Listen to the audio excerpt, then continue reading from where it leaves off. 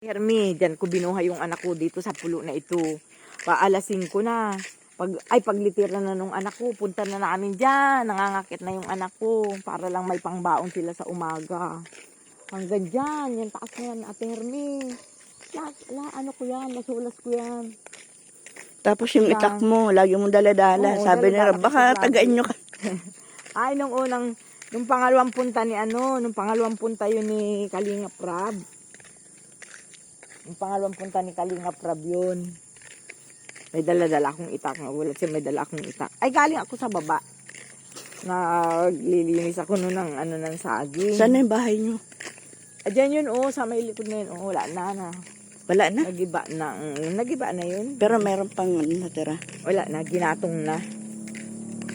Malinis na.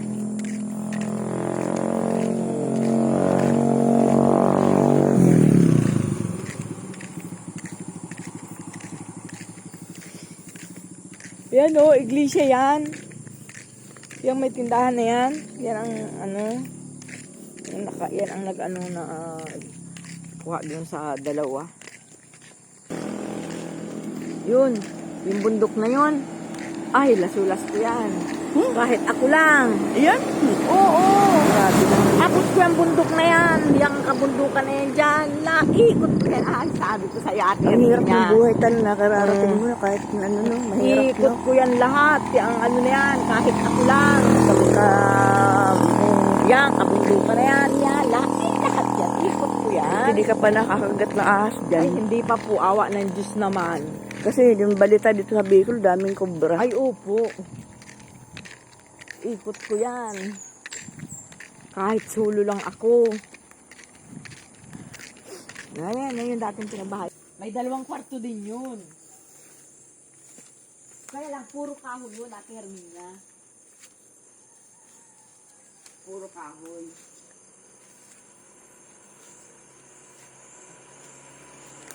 Bahay naman ito ng tiyahin ko, hindi na pinagawa. Ito ang nag-alalay nung maliliit pa yung mga anak ko. Ha? Yan ang nag-alalay sa amin nung maliliit pa yung mga anak ko. Bakit ito? Ay, hindi na rin pinayagan itong may-ari ng lote. Tinigil? Oo. Pinagbawal na din. Bakit dito may semento? Parang labangan ng baboy ito eh. Opo. Ay, ito baga, ang daming banlat. Sinusuot mo itong ganitong Alin? gubat? Oo naman. Ito ay mga pantanin ko. Di ko pa tapos itanim. May tanim. Ay, no, may tanim-tanim na uli ako. Ulay yan. May mga pusoan na Yung mga tanim ni Ay, hinog na! ate. Hinog na, Ate Herminia. Hinog na yung saging. Teka.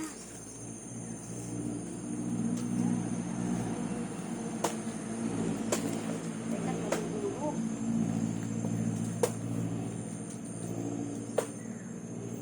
Dali, video mo ako. Sa taas. Sige, tagpas. Ay. Hinog na. Dali. Kinain na nga ng May kain na nga ng ibon.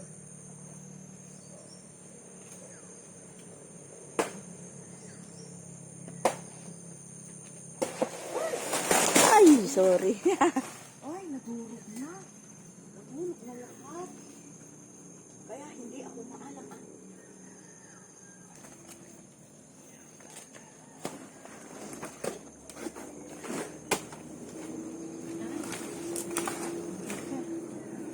May sako yan. Ako dyan ayun. Hinog na. Wow, sarap. Ayun, lalaki. Ang sarap ng saging. Hindi yan naman ang pwedeng kainin pag gutom. Diba? Ang tawag sa amin yan, baloy. Bungulan dito. Ang lalaki, Buti pala nagpunta tayo, hinog na. Pero balak ko naman talaga mapunta dito ngayon. At tatanim ako niyan o ibang kanggus.